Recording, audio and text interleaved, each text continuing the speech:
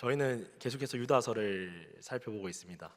혹시 첫 번째 강의 때 했던 내용이 기억나십니까? 이제 그때 제가 전달해드렸던 게 이제 거짓 교사는 누구인가? 우리가 뭐 신천지라든지 다른 이단들도 분명 거짓 교사지만 우리 안에서도 그 거짓 교사의 씨앗들이 있을 수 있다. 그리고 우리도 나 자신도 우리가 분별하지 않으면은 나도 거짓 교사가 될 수 있다라는 맥락으로 이야기를 했습니다. 그리고 이제 지난주에 이제 그래서 우리는 어떻게 살아야 되는가? 늘 우리는 깨어서 과거에 우리가 잘 해왔던 것에 만족하지 말고 늘 새롭게 하나님 앞에 음성에 반응하며 살아갑시다. 이제 반응하며 살아갑시다라고 이제 지난주에 이제 제 두 번째 강의를 했습니다. 그리고 이제 세 번째 강의를 준비하는 가운데 이제 지난주에 이제 끝나고 예배를 끝나고 이제 한 성도분께서 이제 질문을 하시더라고요. 이제 반응을 하라고 하셨는데 전도사님, 어떻게 반응을 하면 될까요? 그러니까 반응을 하라는 게 전도사님이 의도하는 반응을 알겠지만 그래도 좀 구체적으로 어떤 반응을 하면 좋을지에 대해서 질문을 주시더라고요. 사실 지난주까지의 제가 여러분에게 드렸던 반응은 이것은 각자가 하나님 앞에서 반응해야 될 예배를 드려야 된다가 제 결론이었습니다. 사실은 왜냐하면은 우리가 한 가지의 방향을 적용하기에는 여러분 한 사람 한 사람들이 다 다르고 한 사람 한 사람의 고민과 또 환경과 생각이 다르기 때문에 이런 것들을 유연하게 드러내야 되지 않을까라고 해서 그런 결론을 했는데 이제 그 성도분께서 이제 질문해 주셨던 것들이 제가 떠나지 않더라고요. 그래서 이번 3차 강의 때는 좀 어떤 반응을 하면 좋을지에 대해서 함께 고민해 보면 좋겠다는 생각으로 말씀을 준비했습니다. 사실 이 유다서가 계속 그 거짓 교사에 대해서 이야기해서 똑같은 이야기거든요. 그래서 제가 지난주까지 제 거의 레파토리는 다 썼단 말이죠. 그래서 이제 좀 관점을 바꿔보자. 이 유다서에서 거짓 교사가 다 알잖아요. 저희가 이런 사람이 거짓 교사였다 이거 계속 이야기를 해왔단 말이죠. 그런데 이런 고민을 해봤습니다. 이 거짓 교사들은 어쩌다가 거짓 교사가 됐을까? 우리가 이제 자동차 여러분 아십니까? 차가 엔진이 움직이려고 하려면은 그 동력을 움직이기 위해서 필요한 게 있죠. 뭐 엔진 기름이 필요하던가. 사람도 우리가 밥을 먹어서 에너지가 있어야지 뭔가 일을 할 수 있는 동력을 얻지 않습니까? 마찬가지로 이 거짓 교사에게도 이 사람이 무언가의 자신의 어떤 거짓 교사로서의 목적을 달성하기 위해서 무언가 동력이 있을 거라는 좀 상상을 해봤습니다. 이제 그것이 무엇이냐? 바로 이 거짓 교사도 어떤 자신 내면 안에 결핍, 어쩌면은 상처에 대한 반응을 이제 하게 하지 못했을 때의 그 반응의 동력이 그 사람이 바른 신앙을 쫓아가는 것이 아니라 잘못된 거짓 교사로 쫓아가지 않았을까라는 좀 생각을 해봤습니다. 이제 이러한 맥락으로 한번 살펴볼 겁니다. 여러분 오늘날 이 예수를 믿지 않는 사람들도 열심히 살잖아요. 이 목적을 이루기 위해서 살아갑니다. 이 TV 속에서 이 환경이 안 좋은 상황 속에서도 열심히 살아내서 이렇게 성공한 사람들이 TV에 나오게 됩니다. 참 그들의 삶을 보면은 참 견디고 인내하고 열심히 살아갑니다. 이제 그들의 동력이 무엇일까요? 그들이 그 성공을 이루겠다는 동력이 무엇일까요? 그러니까 많은 동력들이 있겠죠. 그러나 저는 또 한 가지 동력이 있었을 거라고 생각합니다. 바로 열등감입니다. 이 열등감이라는 것이 때로는 동력이 될 수 있다고 한답니다. 이 심리학자 중에 알프레트 아들러라는 사람이 이런 말을 했다고 합니다. 열등감은 인간의 발전에 동력이 된다.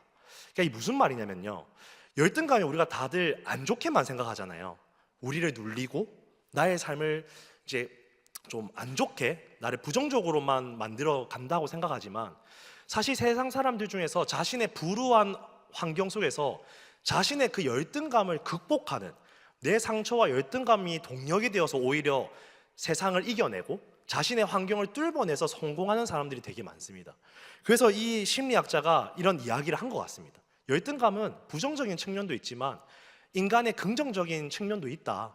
이 열등감을 통해서 그 사람이 자신의 환경을 극복하고 세상에서 말하는 그 성공을 이뤄내는 사람들도 어쩌면은 그 동력이 열등감일 수 있다는 거죠.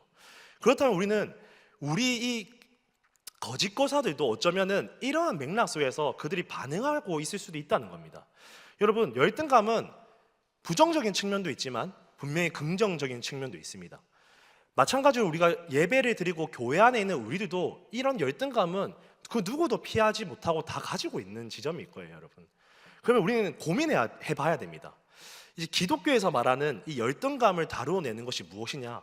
이 세상에서는 이 열등감을 긍정적으로 잘 반응하고 내 열등감을 인정하고 잘 살아내서 성공을 하는 방향성으로 가자라고 세상은 말합니다.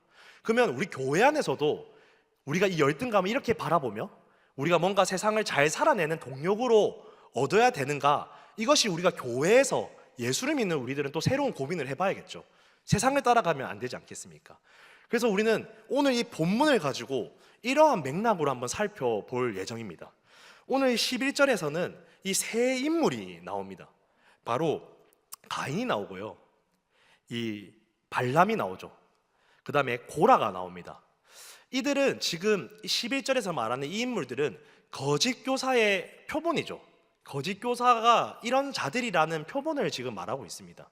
그렇다면은 이 사람들이 어쩌다가 이러한 선택을 하고 이 성경에서 말하는 이들이 거짓 교사가 되었는지 우리가 살펴보면서 이들의 동력을 한번 점검해 보도록 하겠습니다. 먼저 가인입니다, 여러분. 여러분, 가인 다 아시죠? 가인은 그 아담의 아들입니다. 장자죠. 그리고 그 차자인 아벨이 있습니다. 이 가인의 길이라 함은 대표적으로 제사입니다. 이 가인과 아벨이 하나님께 예배를 드리는 장면이 나옵니다. 이 아벨은 그 어린 양, 첫 새끼, 양의 첫 새끼의 어린 양을 하나님께 예배로 드립니다. 이 가인은 이 다른 밭에 이제 농사를 했던 것 같아요. 그래서 농작물 뭐 이런 것들을 하나님께 제물로 드립니다. 이 제물로 드린 예배를 통해서 누구의 예배만 받으시는지 혹시 기억나십니까? 예, 아벨의 예배만 받습니다. 이때 아벨의 예배만 받으니 이 가인이 어떠한 반응을 하기 시작합니다. 그것이 창세기 4장 5절에 기록되어 있는데 이 4장 5절에 이렇게 기록하고 있습니다. 이 가인이 몹시 분하여 안색이 변하니라고 되어 있습니다. 그러니까 하나님이 이 무슨 이유로 아벨의 예배를 받았는지에 대해서 성경은 언급하고 있지 않습니다. 그러나 아벨의 예배만 받은 그 결과를 보고 이 가인이 굉장히 분하고 안색이 변하였다고 기록하고 있단 말이죠. 그러니까 이게 얼굴의 표정이 바뀔 정도로 분했다라는 말은 지금 극대노를 했다라고 생각하시면 돼요. 그러자 하나님이 이 가인에게 찾아갑니다. 너 왜 그렇게 분노하고 있냐? 너 왜 이렇게 안색이 변했냐? 네가 분노하는 그 죄의 문제를 한번 직면해봐라. 죄가 너를 다스리게 하지 말고 네가 그 죄를 다스려봐라 라고 이렇게 성경에서 말하고 있습니다. 그러니까 하나님이 지금 가인에게 손을 내미는 거죠. 네가 죄의 노예가 되지 말고 네가 죄를 다스릴 수 있도록 내가 도와줄게 라고 손을 뻗습니다. 그러나 이 가인은 하나님의 말씀에도 불구하고 선택하지 않죠. 어떤 선택을 합니까? 그는 동생 아벨을 살인해버리는 선택을 합니다. 이 하나님의 이러한 말씀에도 불구하고 가인은 왜 이런 선택을 했을까요, 여러분?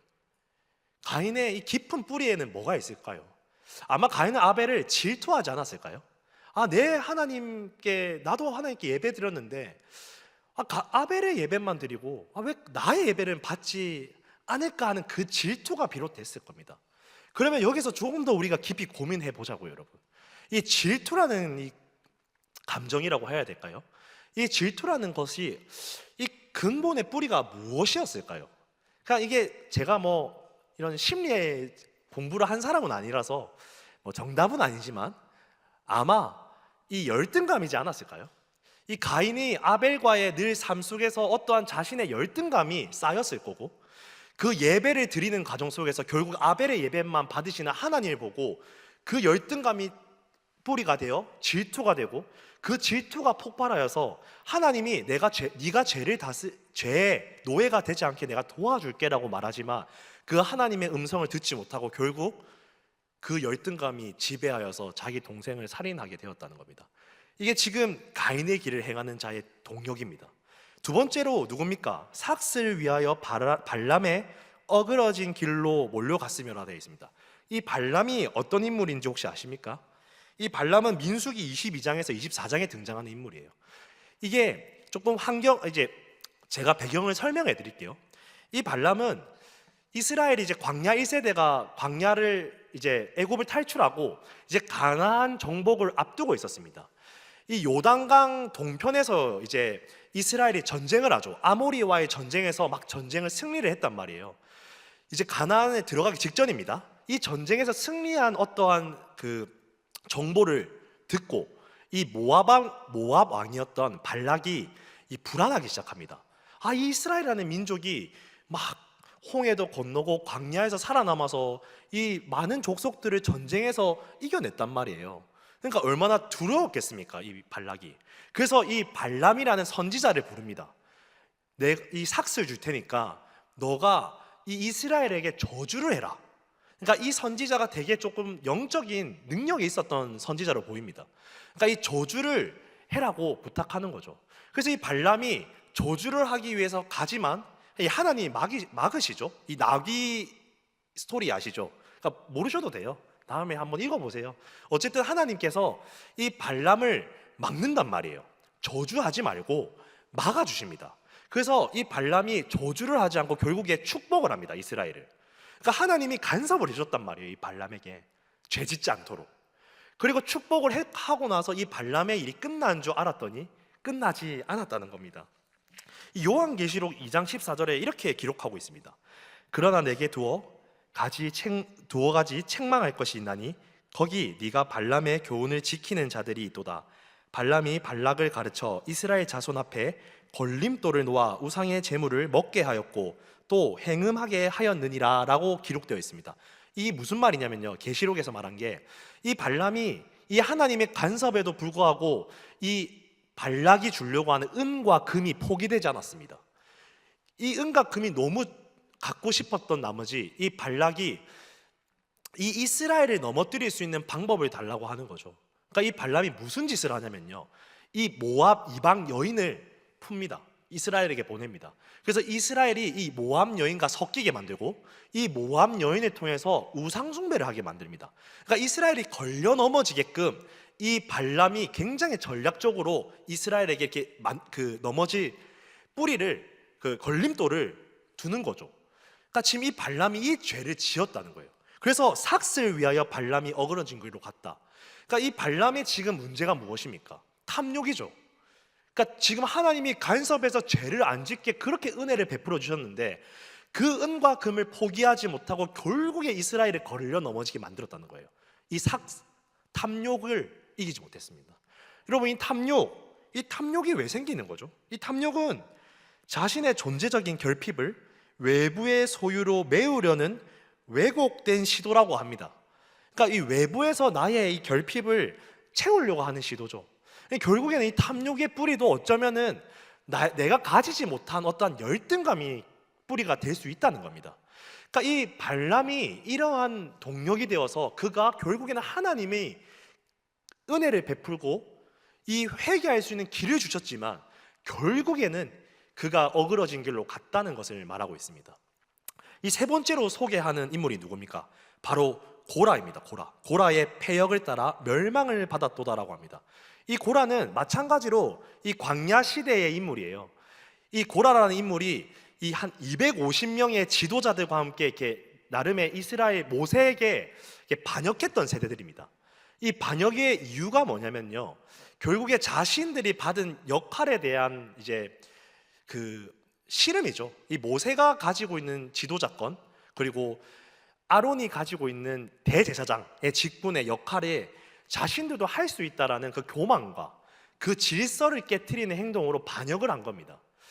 이 고라라는 인물을 살펴보면요, 이 고라와 그 무리들을 보면은 레위인들입니다. 여러분, 이스라엘의 12지파와 다르게 레위인들에게는 한 가지 특권이 있죠. 하나님의 제사를 맡은 일을 했다는 겁니다. 하나님의 성막에서 봉사할 수 있는 일을 했어요. 근데 유일하게 이 제사장의 직분을 맡을 수 있는 사람들은 이 레위 지파 중에서 아론 계열, 아론의 자손의 계열만 제사장직을 맡았습니다. 그러니까 지금 고라는 그게 배가 아팠던 겁니다. 지금 그럼 생각해 보십시오. 하나님이 고라에게 특권을 줬습니까? 안 줬습니까? 지금 다른 12지파들은 지금 하나님 그 성막을 맡고 싶은 봉사의 일을 하고 싶어도 못해요. 이건 레위인들의 특권이란 말이에요. 사실 이미 이 고라의 자손들은 특권층입니다. 자기들이 이미 특권을 받은 사람들이란 말이에요. 그러나 이들은 이 모세의 지도권, 그리고 이 지금 아론 대제사장직을 하는, 왜 아론 계열만 제사장직을 하냐는 겁니다. 이 다 우리가 하나님의 거룩한 백성이라면서, 우리 거룩한 자녀라면서, 그러면 니만 할 수 있는 게 아니라 나도 할 수 있지. 그리고 이 고라의 자손들은, 고라의 이 무리들은 이런 생각도 안 했겠습니까?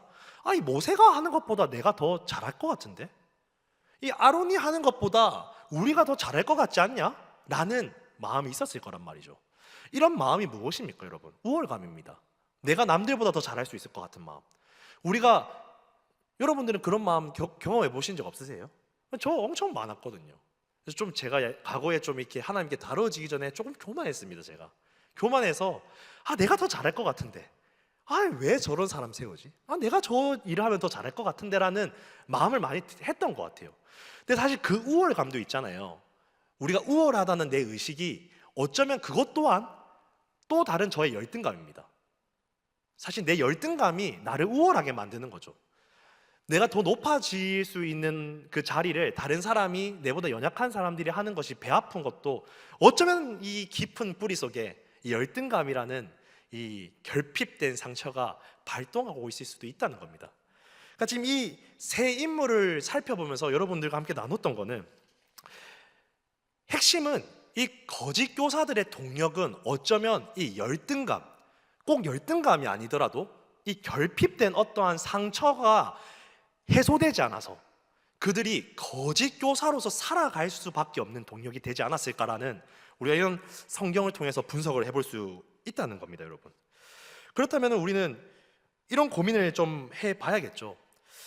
이 열등감 어떻게 그러면 건강하게 할 수 있느냐라는 거죠. 여러분, 제가 사실 좀 제 이야기를 좀 간단하게 나누고 싶은데, 제가 이 신대원을 가지 않았습니까? 여러분들에게 제가 이 나눔을 할까 말까 참 고민을 많이 했습니다. 왜냐면 이 나눔을 하면 이제 제 스토리가 들통나니까요. 그래서 제가, 하나님이 신대원을 가라고 부르셨단 말이에요. 이 목회의 길을 하나님 부르셨을 때에 여러 가지 중에 제가 가고 싶지 않았지만 유일하게 제가 크게 작동했던 한 가지가 있습니다. 제가 이렇게 공부를 하는 데 있어서 제가 부족한 영역이 언어 영역입니다. 제가 외국어 영역이 진짜 안 됩니다, 사실. 근데 이 신학에서 정말 중요한 게 뭔지 아십니까? 외국어입니다. 성경이 지금 우리나라 언어가 아니잖아요. 이 고대 언어, 이 영어, 라틴어, 영어, 거기서 뭐 중국어, 그리고 한국어로 번역됐단 말이에요. 그러면 필연적으로 이 언어 영역은 너무나도 중요했습니다. 제가 이 영어가 안 됐기 때문에 이 영어 시험을 쳤단 말이에요. 신대원 들어가려면은. 이 영어 제가 참 안 됐단 말이에요. 저는 이 결핍이 있으니까 제가 도전하고 싶지 않더라고요.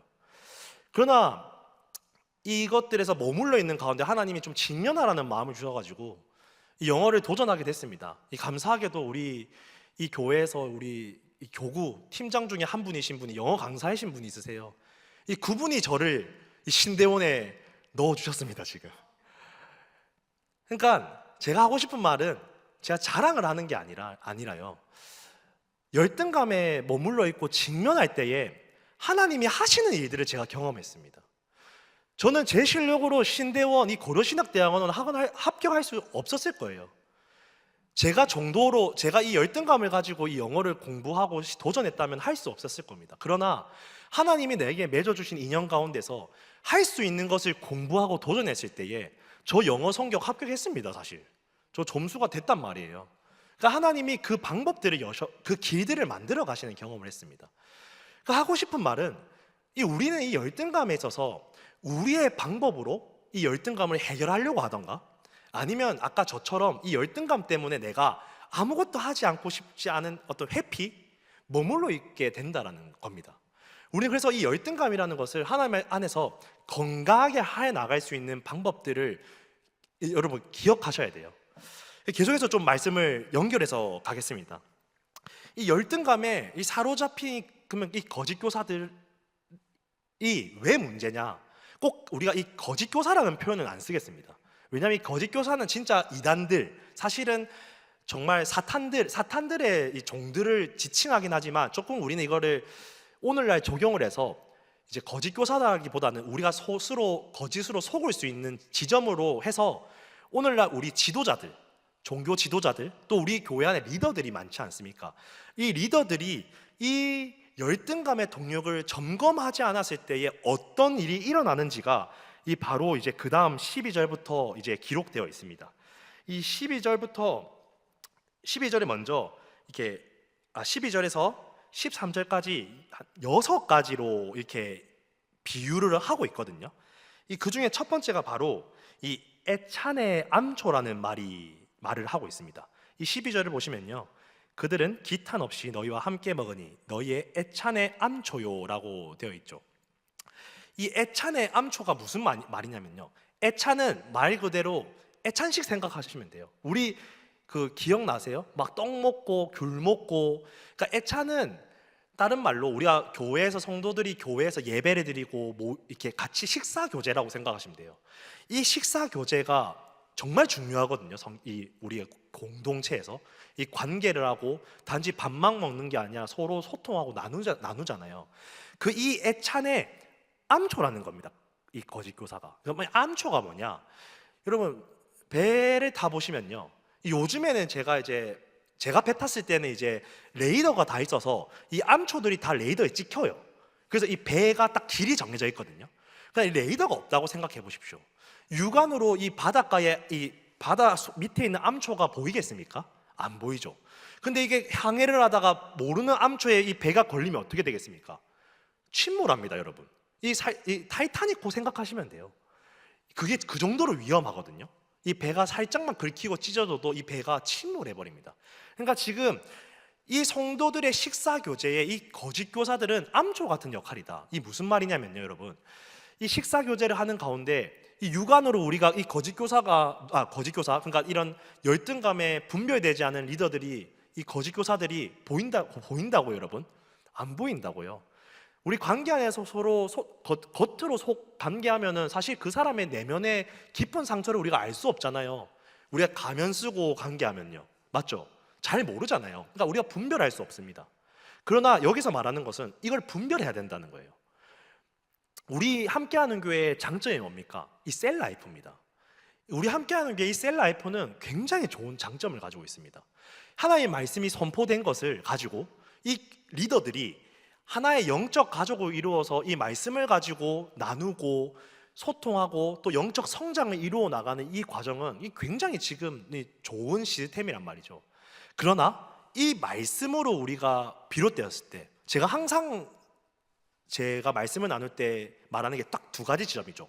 좋은 점이 있지만 우리가 경계해야 될 지점도 있다는 겁니다. 무엇이냐면요, 여러분, 리더가 내 열등감을 직면하지 않고 방치해둔 상태에서 이 셀 라이프를 운영해버리면 어떻겠습니까? 리더는 이 셀 라이프에서 사실 가족에서 부모 역할입니다. 아버지와 어머니 역할이란 말이에요.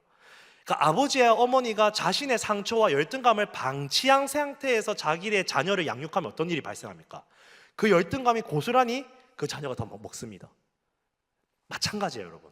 영적인 것이 이런 거란 말이에요. 그러니까 우리가 어제까지 나는 잘 직면했는데가 중요한 것이 아니라 우리는 끊임없이 하나님 안에서 이 열등감, 나의 상처를 직면하는 일에 성실해야 된다는 겁니다. 내가 해야지 내가 분별해서 전할 수 있기도 하고, 내가 하고 있어야지 이 암초라는 표현은 그렇고, 이 우리 셀 라이프 중에서 이 열등감으로 스스로 속이고 있고 거짓말을 하고 있는 사람들을 분별해낼 수 있는 힘이 내가 해봐야 길러집니다.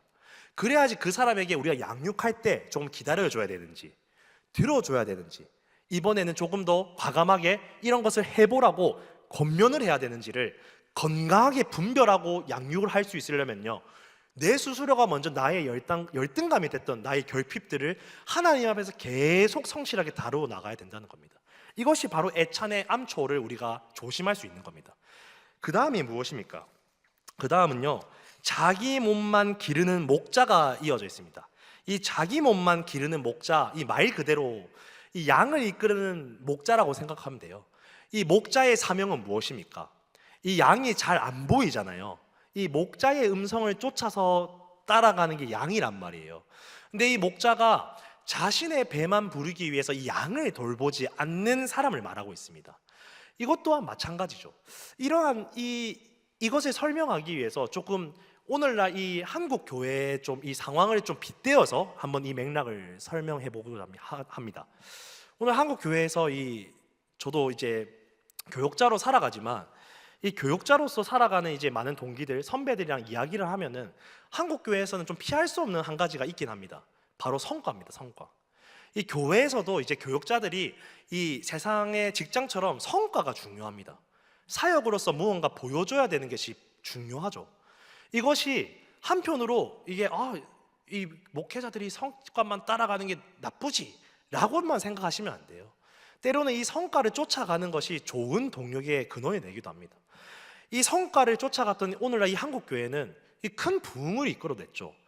성과 중심의 교회가 되었기 때문에 급성장을 해내기 시작합니다. 왜냐하면 목표가 있잖아요. 무언가 만들어내기 때문에 급성장이라는 한국 교회의 좋은 장점을 만들어냈습니다.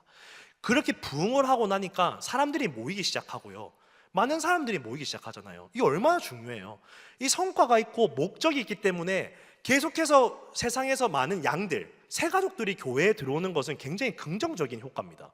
이것이 나쁘다고 할 수 없습니다. 이건 굉장히 긍정적인 측면이죠.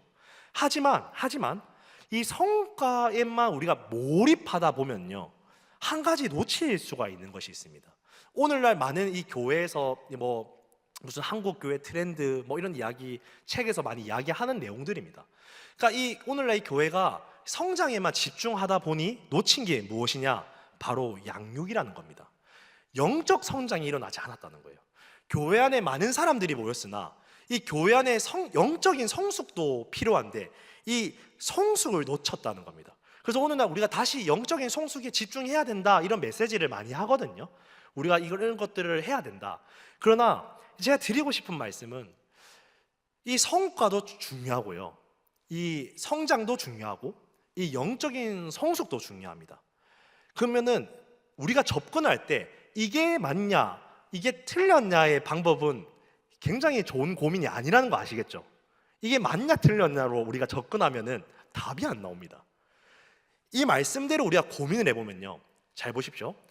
내가 내 몸만 기르는 목자들을 한번 봅시다. 이 목자가 똑같이 우리가 열등감이라는 맥락을 가지고 이 목자의 결핍과 열등감이 내가 뭔가 부하고 성장이 목마르고 결핍되어 있는 지도자라고 칩시다. 그럼 이 지도자는 무엇만 고집하겠습니까? 성장만 고집하겠죠. 반대로 내가 어떤 공부라든지 이렇게 내가 영적으로 성숙하는 데 결핍이 있는 영적 지도자가 세워졌다 칩시다. 그럼 이 지도자가 이끌어 나가는 공동체의 방향성은 어떻게 되겠습니까? 이제는 그날부터 성숙만 합니다. 이게 문제라는 거예요, 여러분. 여러분, 성장이 나쁘다, 성숙이 나쁘다, 이거 싸울 필요가 없는 문제예요.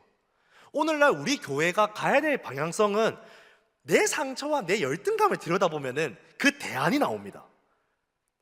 그 대안이 나온다고요. 내가 성장만 쫓아갑니까? 그러면 그 결핍을 하나님께 드려간다면은 내가 하나님께 성숙으로 예배해 볼 필요는 있다는 거예요. 내 열등감이 올라올 거거든요. 내가 성장해야 되는데 성숙에 목을 메고 있으면은 불안할 거 아닙니까? 내가 이러고 있을 텐가? 그러나 하나님께서 어떤 일을 하실지를 볼 수 있어야 되는 거죠. 우리는 우리의 상처를 예배할 때 하나님이 하는 일을 보게 됩니다.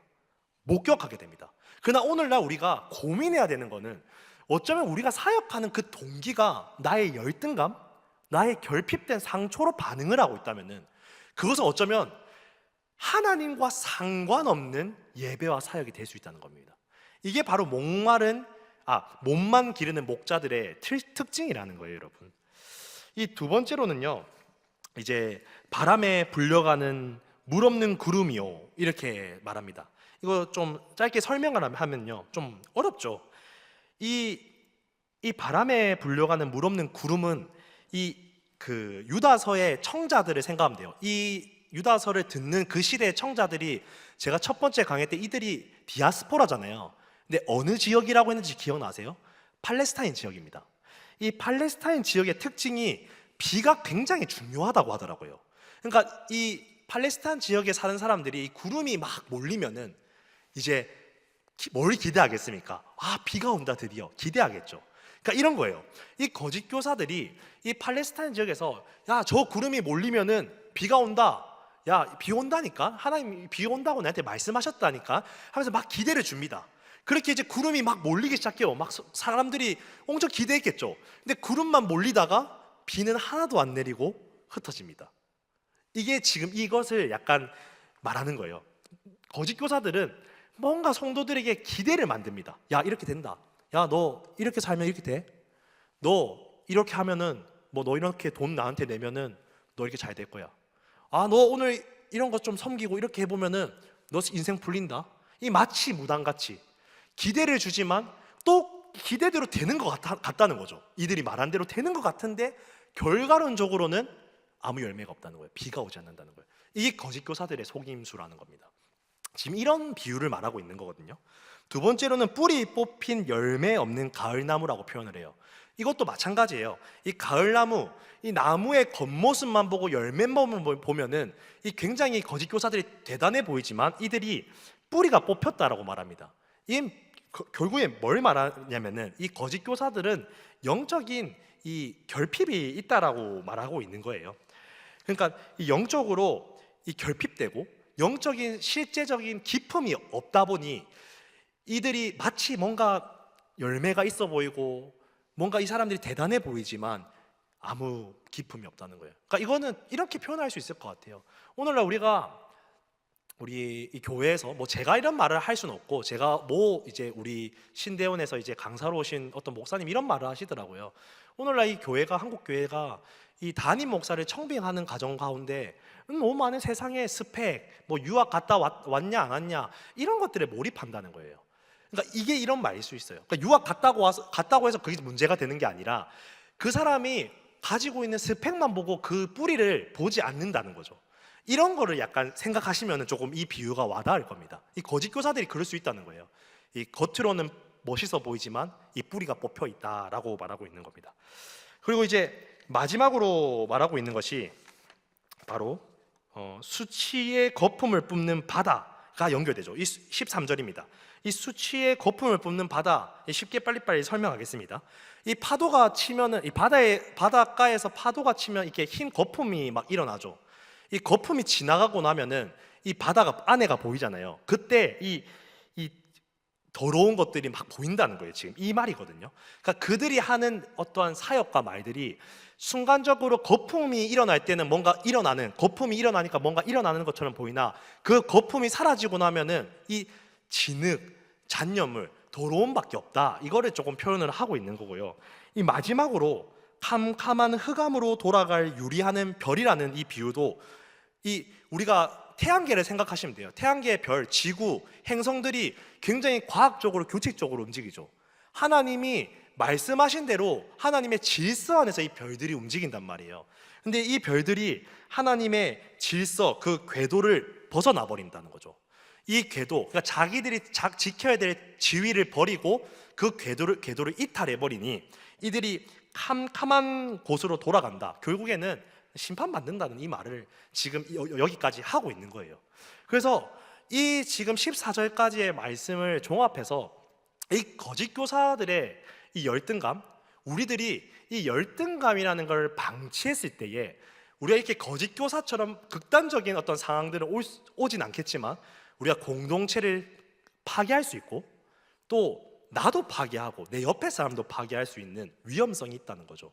그리고 우리가 뭔가 거품처럼 일어나는 것 같고 내 삶에 기대감이 일어나고 뭔가 되어가는 것 같지만 결국에는 안 되어지는, 또 뭔가 내가 패배감이 되는 이러한 모습들이 어쩌면 우리 안에 내가 열등감으로써 결핍으로써 반응하고 예배를 하고 있기 때문에 일어날 수 있는 일이라고 여러분들이 생각하시면 좋을 것 같습니다.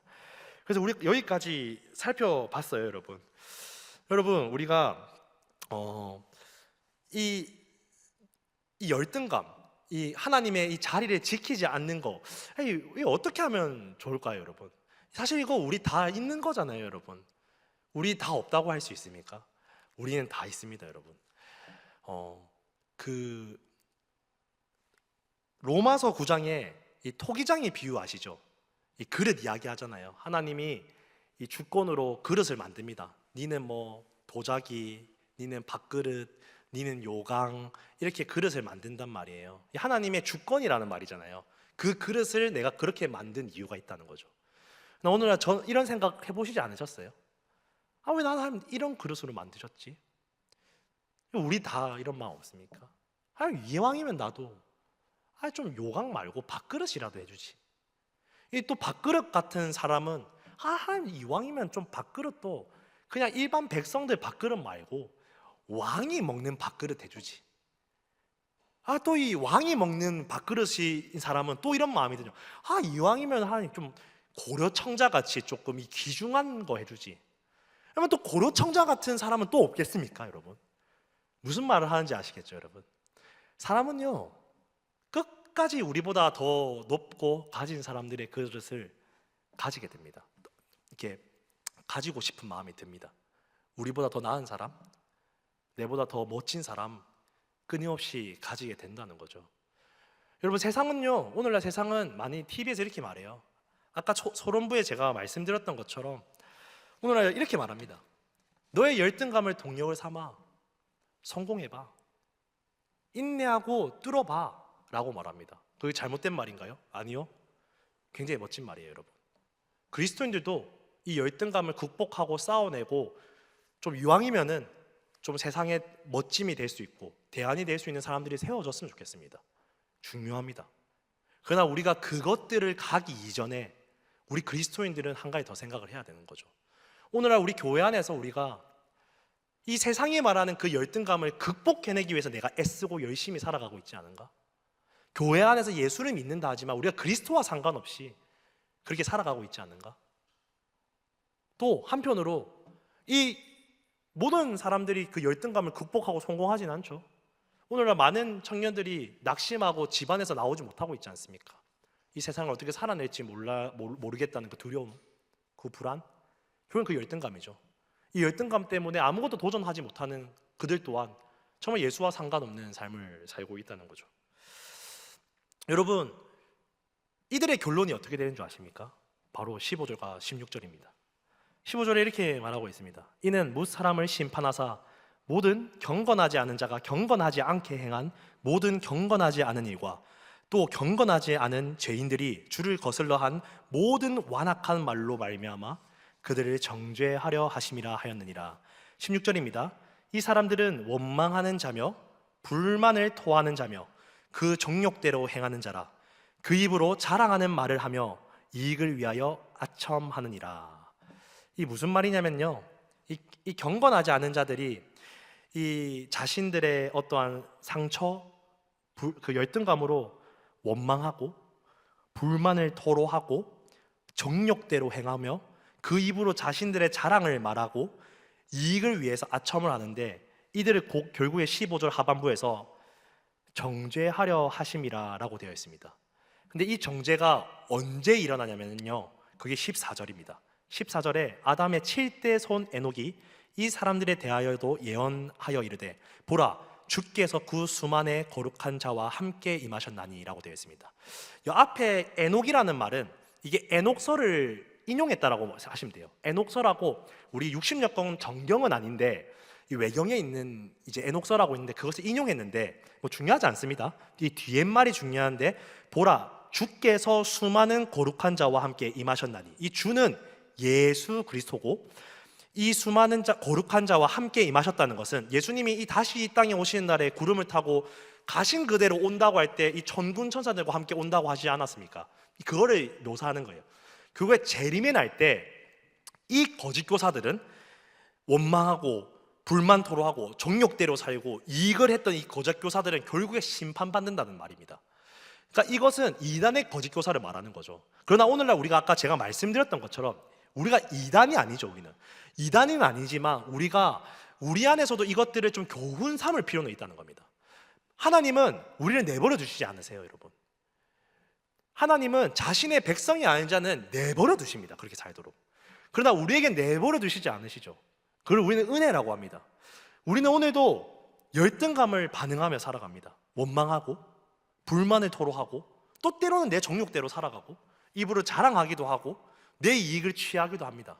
그러나 여러분, 한 가지 생각하셔야 되는 거는, 이게 잘못됐습니까? 원망하는 거 잘못됐어요, 여러분? 그러면은 시편의 다윗도 원망했네요. 다윗은 왜 구원받습니까? 여러분, 정욕대로 살면 안 됩니까? 다윗 정욕대로 살았잖아요. 가늠하지 않았습니까? 잘못했잖아요. 이게 맞냐 틀렸냐가 아니라고 제가 누차 말씀드리죠. 핵심은 이 15절을 봐야 됩니다. 이 15절에서 계속해서 반복해서 등장하는 단어가 보이세요? 경건하지 않은, 경건하지 않은, 경건하지 않은이라고 계속 반복하고 있습니다. 성경에서 이걸 반복한다는 것은 굉장히 중요하다는 겁니다. 여러분, 2번 반복해도 중요한데 3번은 굉장히 중요하겠죠. 이 경건하지 않은 자들은 뭐냐, 무슨 말을 하느냐, 쉽게 정의를 하면 이렇게 할 수 있어요. 경건하지 않는 자는 하나님과 상관없는 자입니다. 하나님을 의식하지 않고 살아가는 자들, 하나님과의 관계하지 않는 자들입니다. 그래서 아담이 하나님의 그 선악과의 타락 이후로 하나님과 단절되죠, 관계가. 그 단절된 상태가 이미 경건하지 않은 상태예요.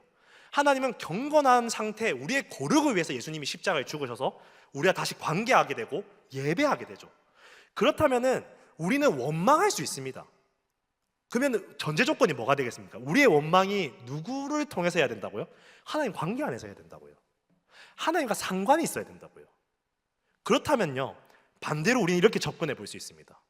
여러분, 오늘날 교회에서 우리가 선한 말, 좋은 말 많이 해주지 않습니까? 성도들 간에 괜찮아, 잘못해도 괜찮아, 하나님 용서해줘, 이거 굉장히 좋은 말 아닙니까? 격려 아닙니까? 근데 여러분, 이 말이, 이 선한 말이 만약에 하나님과 상관없는 선한 말이라면 이 사람의 이 말은 뭐라고 표현할 수 있겠습니까? 경건하지 않은 자입니다. 여러분, 이거 속으시면 안 돼요. 오늘날 우리 교회가 너무 율법으로 간단 말이에요. 계속해서 좋은 말을 해주면 잘하고, 좀 약간 나쁜 말하고 센 말하고, 이 말이 세신 분들도 있잖아요. 그 사람이 셀 수도 있죠. 근데 그 센 말이 중요한 게 아니라, 그 사람이 말이 세더라도 그 사람이 하나님과의 관계 속에 있다면 하나님은 그 말을 통해서 일하십니다. 여러분, 이거 하나님의 일에 대해서 우리가 제한하면 안 됩니다. 제가 계속 드리고 싶은 핵심은요, 여러분, 우리는 경건하냐, 오늘 내가 조금 원망하고 탄식하고 때로는 내가 정욕대로 살아가는 실수를 할 수 있지만 그 실수가 하나님 안에서 일어난다면은 우리는 회개라는 은혜로 돌아옵니다. 복이죠. 세상은 이거 모릅니다. 그래서 우리가 내가 이 신앙이 맞다고 생각하지만 맞다 잘 되다가 훅 떨어졌던 경험들 없으세요, 여러분? 뭐 직장이라든지 뭐 학업이라든지 자녀 양육에서든지 뭐 배우자와의 관계, 교회 안에서 사역 속에서 이렇게 뭔가 잘 되다가 훅 떨어지는 그런 일들이 있단 말이에요. 그때가 무엇이냐면요, 내 마음을 다시 한 번 더 들여볼 수 있는 좋은 기회라는 거예요, 여러분. 물론 아프죠, 여러분. 내 열등감을 직면한다는 거, 여러분, 쉽지 않습니다. 세상은요, 오늘날 우리가 살아가고 있는 현대는요, 내 상처를 가리기 위해서 삽니다. 오늘날 우리 자녀들이 상처받지 않기 위해서 그 인권을 지키고 아이들을 보호한다라는 명목으로 얼마나 말도 안 되는 교육들을 지금 하고 있습니까, 이 나라가? 여러분, 성교육하는 거 보셨어요? 아이들 성교육 책 보셨어요? 오늘날 보호한답시고 아이들을 과보호를 해버립니다. 그래서 이 과보호를 받은 아이들이 자라서 이제 청년이 있어서 자기가 스스로 직면하고 사회를 살아나갈 힘이 필요한데 힘이 없어요. 야생을 경험해보지 못했거든요. 세상은 야생이거든요. 여러분, 사회생활 다 해보셨잖아요. 다 용납해줍니까, 우리를? 아니에요, 여러분. 이 과보가, 이 이상한 사랑과 이상한 보호가 오늘날 우리 청년들이 생존할 수 없게 만들어버렸다는 겁니다. 그렇다면 그들은 왜 그렇게 과보호를 했을까? 제가 고민을 해봤는데, 어쩌면 그들도 그들의 결핍과 열등감에 비롯된 상처를 통해서 내 자녀에게 그 상처를 안 주겠다는 잘못된 열심이 오늘날 이 한국의 잘못된 교육과 잘못된 복지로 연결되지 않았을까요? 그렇다면요, 오늘 우리 교회가 가야 될 방향성이 무엇이겠습니까? 우리 교회는 세상은 이것을 하지 않고 이 상처를 주지 않기 위해서 더 좋은 프로그램과 세상의 문화를 만들어 나가고 있지만, 또는 그 수치를 가리기 위해서 성공하라고 말하고 좋은 말만 해줘야 된다라고 거짓말하는 이 시대 속에서 오늘날 우리 교회된 성도된 우리는요, 나의 열등감, 세상이 가지 않는 그 좁은 길, 내 상처를 직면하는 길, 그거 누가 알아줍니까 여러분? 아무도 안 알아줘요 여러분. 이거 한다고 돈 됩니까 여러분? 돈 안 돼요. 내 열등감 직면하는 일 끝도 없습니다 여러분. 뭐 됩니까? 또 된 듯 싶어도 또 상처 올라오고, 또 되면 상처 올라오고, 또 되면 상처 올라오는 이 반복된 삶을 우리 살아가지 않습니까 여러분? 그러나 또 이 좁은 길을 선택하는 거, 예수님과 함께. 여러분, 이것이 우리가 오늘날 성도된 우리가 가야 될 길입니다. 그렇다면요, 우리가 이런 열등감을 직면하기로 반응을 하게 되면요, 우리는 한 가지를 깨닫게 됩니다. 세상은 자꾸 열등감을 뛰어넘어 극복해 라고 말합니다. 그러나 기독교는 그걸 말하고 있잖아요 여러분. 기독교는요, 내 열등감을 인정하는 겁니다. 나는 이런 사람이라는 걸 인정하는 거. 여러분의 그 상처, 열등감, 여러분이 가지고 싶어서 이 땅에 태어나면서 가지고 싶어서 태어나셨어요? 아니잖아요. 태어나 보니까 그런 가정이었고, 태어나서 다닌 그 학교에 그 옆에 있는 친구가 그 친구였고, 만난 선생이 그 선생이었고, 어렸을 때 우리의 주권으로 우리가 만든 환경 아니었잖아요. 그 사단이 이 결핍과 상처를 통해서 우리에게 이렇게 공격하지만도 하나님이 허락하신 우리의 환경입니다. 오늘 하나님은 우리에게 이렇게 말씀하고 싶은 거예요.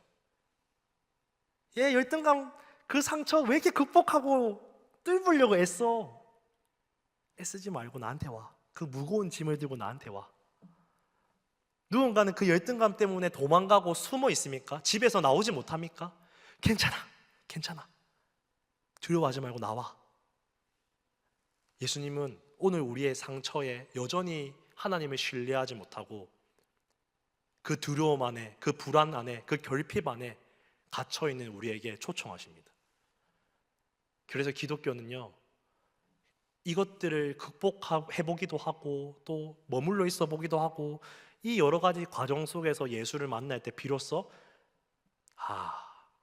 내 원래 하나님 이렇게 만드셨구나를 인정하게 됩니다. 그 인정을 했을 때 비로소 우리의 신앙은 시작됩니다. 하나님께서요, 그 열등감, 내 환경에서 제가 예를 들어서 파란 짝이 없이 태어났습니다.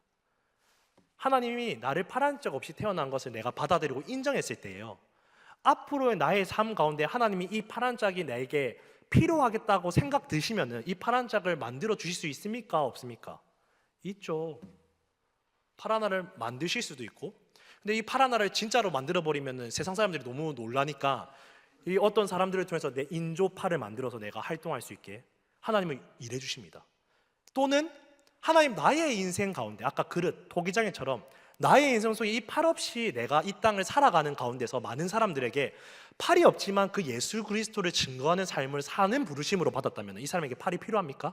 아니죠. 그러면 그냥 내가 팔 없이 살아감을 인정하고 기쁨으로 살아가겠죠. 이게 예수 그리스도를 믿는 우리들이 받는 특권입니다. 오늘날 우리가 가지지 못하고 없는 것에 대해서 여전히 울고 있지 않으신가요 여러분?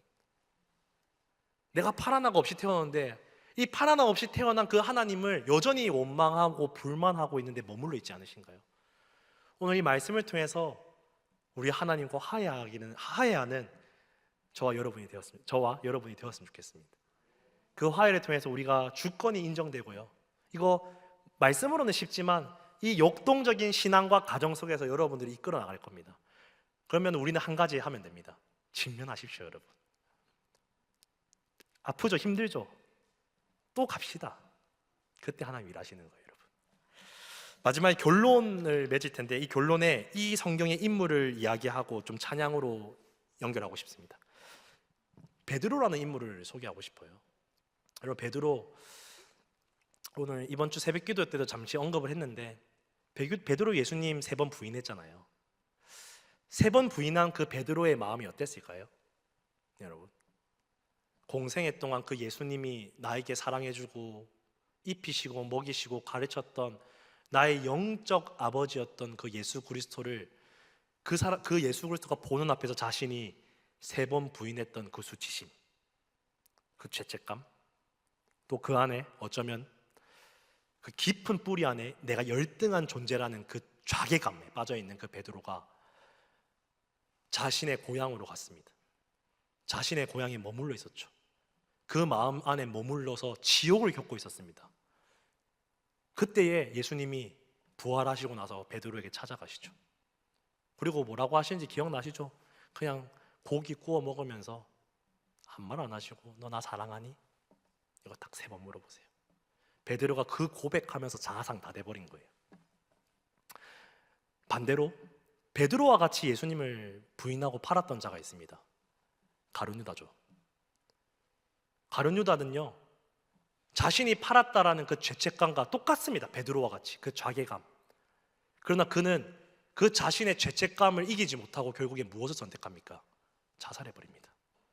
이게 무슨 말이냐면요, 예수님이 우리의 죄를 위해서 십자가에 대가 지불을 해주실 텐데 베드로는 그 십자가를 기다렸던 자고, 가룟 유다는요 자신의 그 죄책감을 이겨버리는 잘못된 자기 십자가로 생을 마감했다는 겁니다. 제가 여러분에게 드리고 싶은 말은요, 우리 가룟 유다 되지 맙시다. 우리 베드로 같이 있읍시다. 베드로처럼요, 그 열등감과 수치가 느껴지는 그 예배 자리에 가서요 울고 있읍시다. 울고 또 살아내는 그 가운데 예수께서 여러분의 삶에 찾아오셔서 어느 날 이렇게 물으실 겁니다. 네가 나를 사랑하느냐?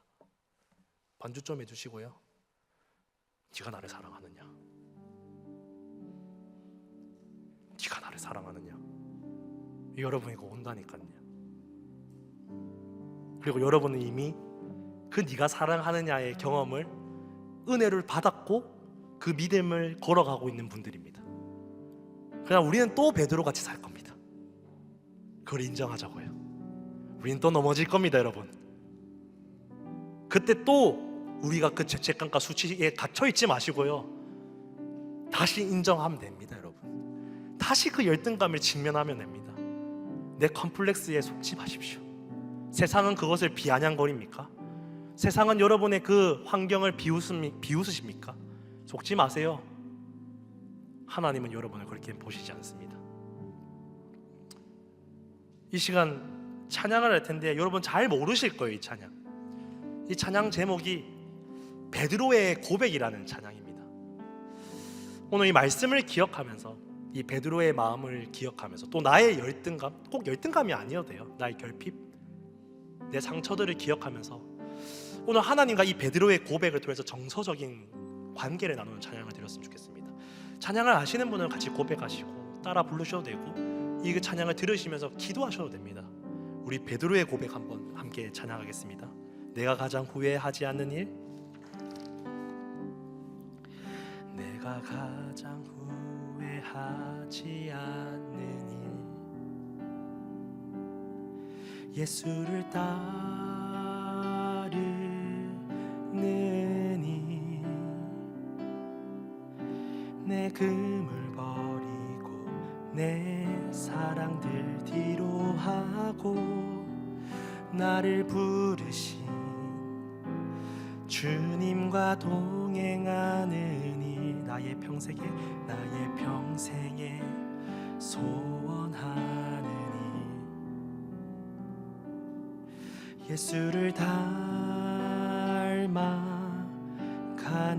이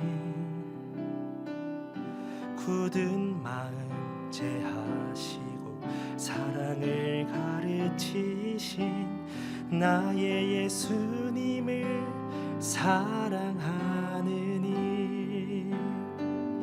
날 부르심에 감사 날 놓지 않으심 감사 남을 보자 날 사랑하심에 감사.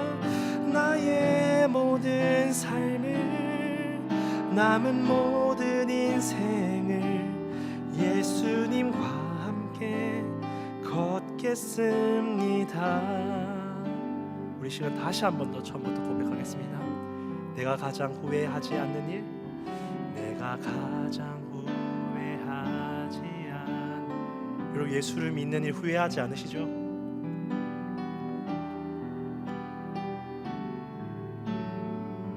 내 꿈을 다 버리고 오셨잖아요, 여러분. 여러분은 이 믿음의 고백을 하신 분들인 줄 압니다. 내 사랑들 뒤로하고 또 우리는 이곳에 왔지 않습니까?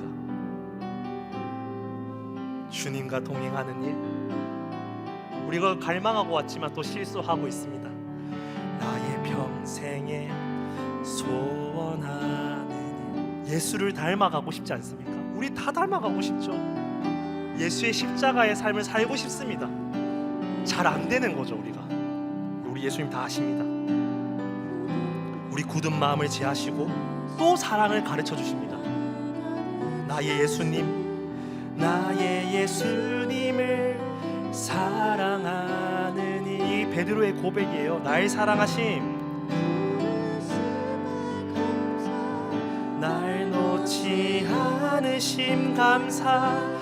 하늘 보자 버리고 날 사랑하심에 감사.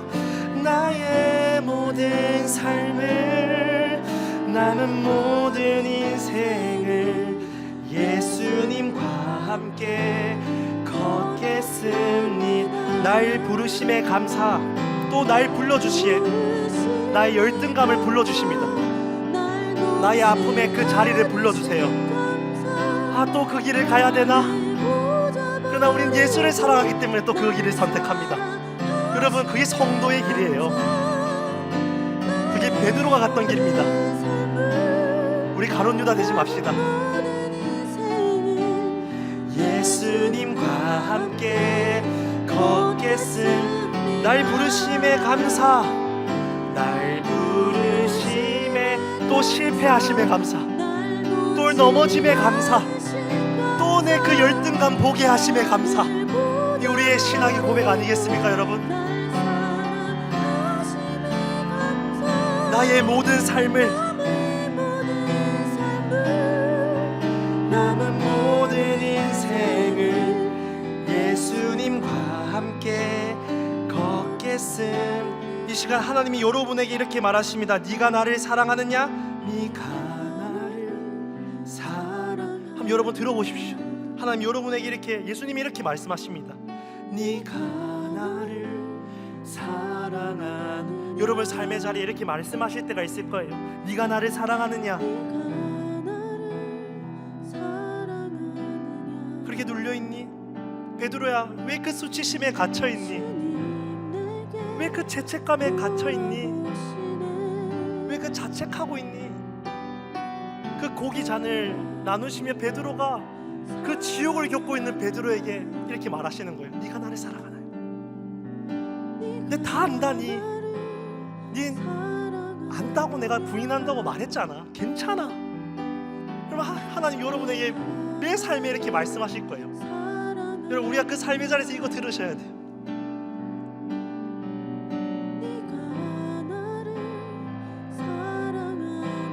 마지막으로, 네가 나를 사랑하느냐? 네가 나를 사랑하느냐? 네가 나를 사랑하느냐? 네가 나를 사랑하느냐? 네가 나를 사랑하느냐? 주님 내게 물어보시네. 주님 내게 그때 우리가 이렇게 고백하는 겁니다. 내가 주를 사랑합니다. 여러분 한번 고백해 보십시오. 우리의 진심 있지 않습니까? 잘 안 되는 거죠. 내가 주를 사랑합니다. 내가 주를 사랑합니다. 주님, 내 또 넘어졌고 또 수치심에 갇혔고 또 열등감에 갇혔고 또 정욕대로 살아가지만 내 주님 사랑하는 마음 아시죠? 여러분, 이 고백을 베드로와 같이 우리의 삶에서 예배해야 됩니다. 내가 주를 사랑합니다. 내가 주를 내가 주를 사랑합니다. 내가 주를 사랑합니다. 내가 주를 사랑합니다. 내 사랑을 주가 아십니다. 내 사랑을 주가 아십니다. 날 부르심에 감사, 날 놓지 않으심 감사, 하늘 보좌 버리고 날 사랑하심에 감사, 나의 모든 삶을, 남은 모든 인생을 예수님과 함께 걷고 싶습니다. 주님, 여러분, 이 기도에 곡조 있는 고백을 계속해서 합시다. 날 부르심에 감사, 날 부르심에 감사, 날 놓지 않으심 감사. 그 하늘 보좌를 버리시고 예수님이 이 땅에 오셨습니다. 그 왕 대신 그 자리를 버리시고 우리를 위해서 예수님께서 십자가에 못 박혀 죽으셨습니다. 그 사랑 우리가 받으심이 소망드립니다. 나는 모든 예수님과 함께 걷겠습니다. 나의 길 오직 그가 아시나니, 나의 길 오직 그가 아시나니, 나를 단련하신 후에 내가 정금같이, 내가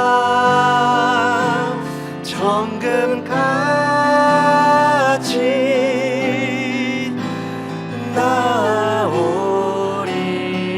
나의 길 주님만이 아십니다. 여러분, 우리는 몰라요. 우리의 앞일도 모릅니다. 주님, 그러나 주님만이 우리의 길을 아십니다. 그 상처와 열등감을 통해서 우리를 또 단련해 가고 계십니다.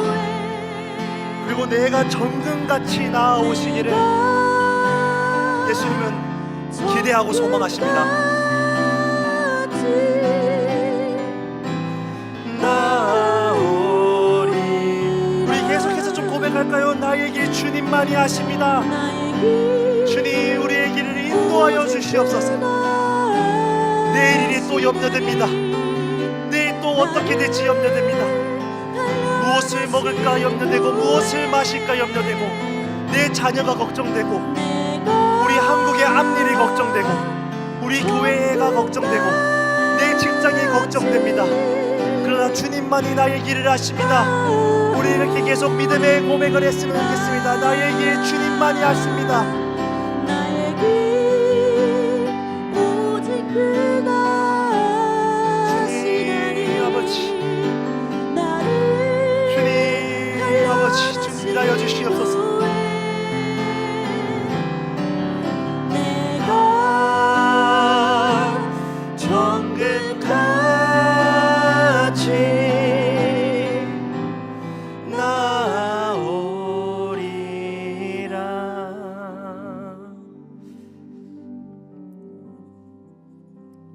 우린 또 내일 염려할 겁니다. 여러분, 우리 다 같은 고민 아니겠습니까? 청년들은 청년에 맞는 고민을 할 거고요, 중년인 중년에 맞는 고민이 또 올 겁니다. 이제 고령이 되면은 이 노후에 또 내 앞일에 또 걱정이 됩니다. 가난한 자는 가난한 자의 고민이 있고요, 내가 중상위권층이 됩니까? 또 중상위권층에 또 고민이 있습니다. 이 빌 게이츠도 고민할 겁니다. 테슬라도 또 고민할 거예요. 테슬라를 만들었던. 계속해서 우리는 많이 가졌던 적게 가졌던, 우린 또 우리의 열등감과 우리의 상처에 허덕이게 될 겁니다. 그러나 성도의 기쁨은요, 우리의 삶에 이것이 인정되어질 때에 하나님이 하시는 일들을 본다는 겁니다. 내 삶에 하나님 나라가 이루어짐을 보는 것이 우리의 기쁨입니다. 그리고 그 나라를 맛본 자들만이 장차 예수 그리스도가 이 땅에 오실 때, 그때에 완성될 그 나라를 기대하게 됩니다. 그리고 그분의 영광을 찬양하는 기쁨을 아는 자들이 오늘 우리 주일에 모여서 공예배를 드리며 그 하나님의 거룩함을 찬양하는 자들이죠. 그래서 각자에 맞는 그 슬픔과 고민, 또 그것에 직면하며 좀 수치스러워도 돼요. 좀 부끄러워도 됩니다. 여러분 좀 쪽팔리셔도 돼요.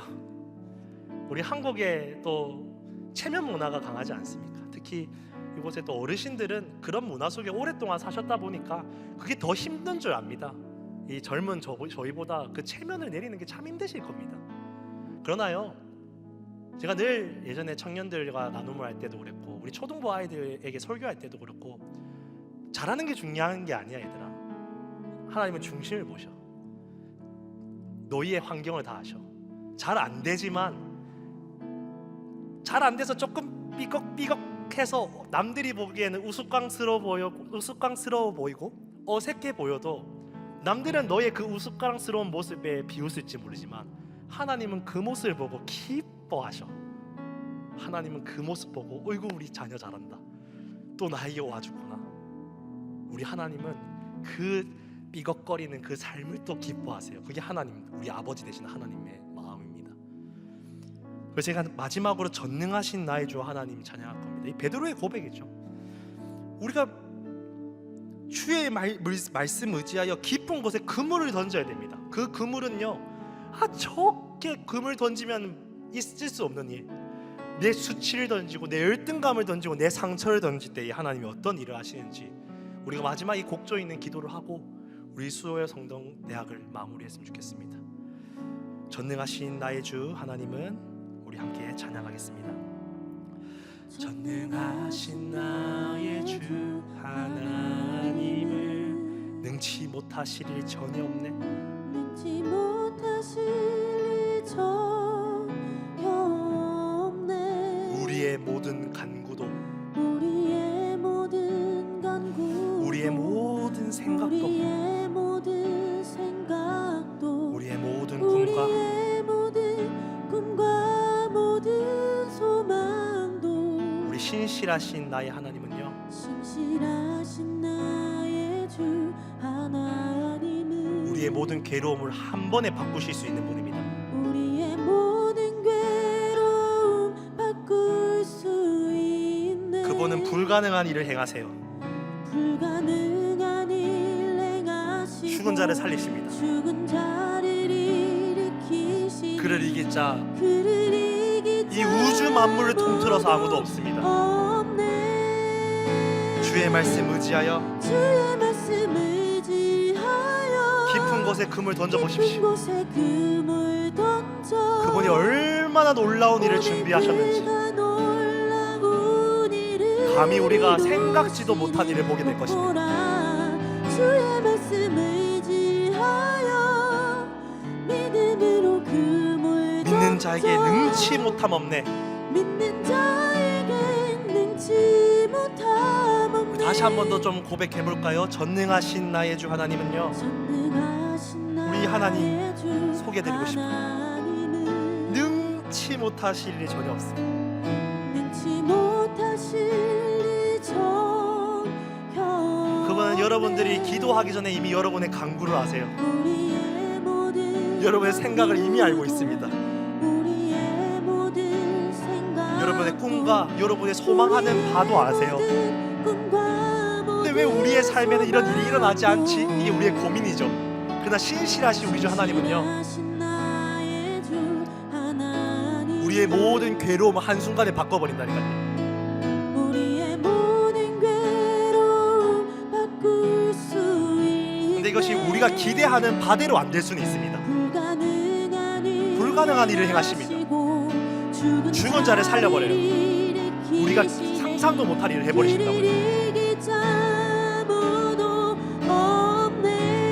주의 말씀 의지하면 주의 말씀 의지하여 깊은 곳에 금을 던져보십시오. 깊은 곳에 금을 던져 오늘 그가 놀라운 일을 행하실 겁니다. 오늘 그가 놀라운 일을 이루시는 것 보라. 주의 말씀 의지하여 주의 말씀 의지하여 믿음을 자에게 능치 못함이 없어요. 믿는 자에게 능치 못함 우리 계속해서 고백합시다. 주의 말씀 의지하여 주의 말씀 의지하여 내 불안과 내 기대와 내 열등감으로 비롯된 그 상처를 한번 던져보십시오. 오늘 그가 놀라운 일을 이루시는 것 보라. 주의 말씀을 의지하여 우리가 믿음으로 반응할 때에 믿음으로 금을 던져 믿는 자에게 능치 못함이 없습니다. 믿는 자에게 능치 우리 마지막으로 한 번 더 기도합시다. 못함 없네. 주의 말씀 의지하여 주의 말씀 의지하여 깊은 곳에 금을 던져 오늘 그가 놀라운 일을 이루시는 것 보라. 주의 말씀 의지하여 믿음으로 금을 던져 믿는 자에게 능치 못함 없네. 아멘. 여러분들 이미 다 경험해 보셨을 거예요. 우리가 여러분 믿음으로 안 던져봤습니까? 던져봤는데 이런 경험들 많잖아요. 저 나름 제 인생에 좀 많이 삶을 던졌던 사람이거든요. 저 배를 탔었고 이른 기관사로 내가 이 배를 왜 타야 되는지 모르겠지만 하나님 주신 마음 때문에 던져봤고요. 제가 배를 내리고 나서 하나님 음악을 해보라는 문화와 음악에 감동을 주셨습니다. 제가 음악에 감동이 와서 음악을 시작하려고 하는데 제가 음악으로 해서 여러분 멜론 차트에 저 앨범도 있어요. 여러분 작곡했거든요. 서울에서 그 일도 해봤어요 제가. 근데 제가 그 음악을 늦게 시작했단 말이에요. 20대 초반 다 버리고 20대 중반에 시작했습니다. 제가 음악에 감각이 있었을까요 여러분? 저 피아노 도레미파솔라시도만 칠 줄 알았어요. 하여튼 왜 이 길 보내시지? 작곡을 하려면 피아노를 쳐야 된대요. 피아노 학원을 가서 피아노를 치는데 옆에 있는 그 레슨방에 이제 저는 24, 5 됐는데 고등학생 애들이 막 입시 준비한다고 피아노를 치는 소리를 듣는데 제가 그때 바이엘 치고 있었거든요. 제 안에 얼마나 많은 열등감이 올라오든지 제가 거기서 피아노를 못 치겠더라고요. 그때 제가 다녔던 모교에 이제 성가대실이 있어요. 연습실, 성가대실 연습실. 제가 차마 레슨실에는 못 가겠더라고요. 내 바이엘 치는 거 누가 들을까봐. 쟤 뭐지? 쟤 저 늦은 나이에 늦바람 들어갔고 멀쩡한 직장 그만두고. 그때 제게 많은 사람들이 그렇게 손가락질했거든요. 무슨 늦바람 들어갔고 음악을 해? 좀 억울하더라고요. 하나님이 주셔서 기도함으로 열리는 만큼 갔는데 그때 그 성가대실에 가서 피아노를 치면서 입시 준비를 하면서 그 교회에서 정말 많이 울었던 것 같아요. 뭐 성가대실 바로 본당이니까 혼자서 얼마나 많이 울었는지 모릅니다. 아니, 왜 이딴 거 시키세요 하나님? 무슨 음악?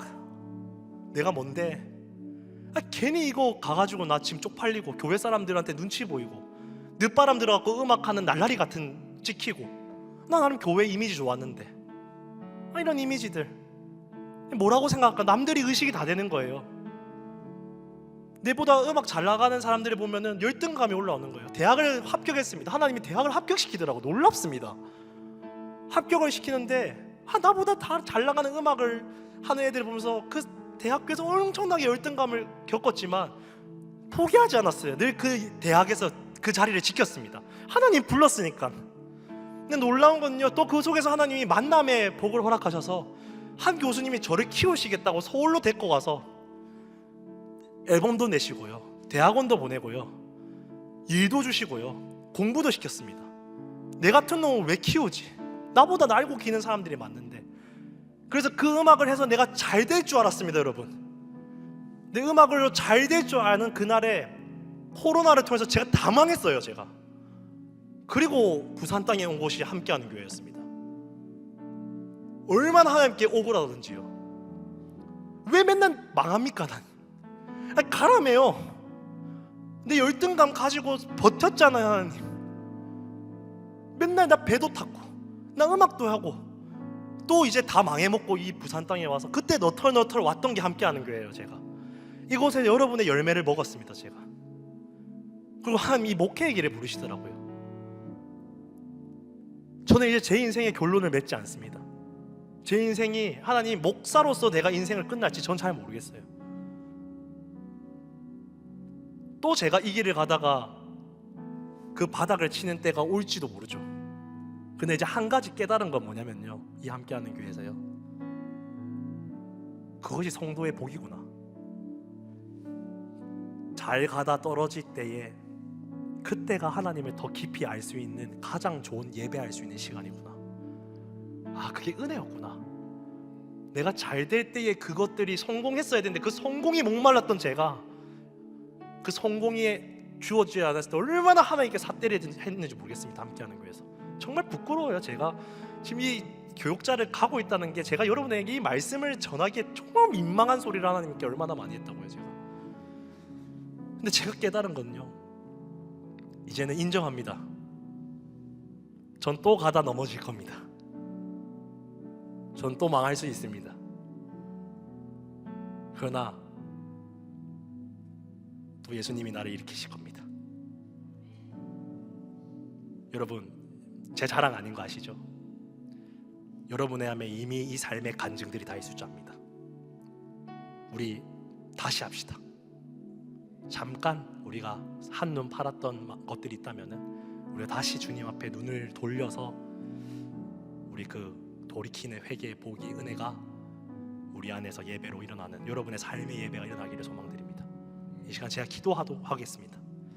하나님 아버지, 이 부족한 이 입술을 통하여서 이 말씀을 하게 하심 감사합니다. 주님, 감히 제가 어떻게 이 말씀을 선포하겠습니까? 하나님이 주시지 않으면 말할 수 없고, 하나님이 내 삶에서 말씀하지 않으시면 저도 말할 수 없는 연약한 종입니다. 주님, 오늘 이 부족한 이 메시지와 이 기도가 이 성도들의 삶 가운데 성령님이 동행하셔서 또 성도의 기쁨, 그 하나님 나라를 맛보는 우리 함께하는 교회가 될 수 있도록 성령님 우리를 붙잡아 주시옵소서.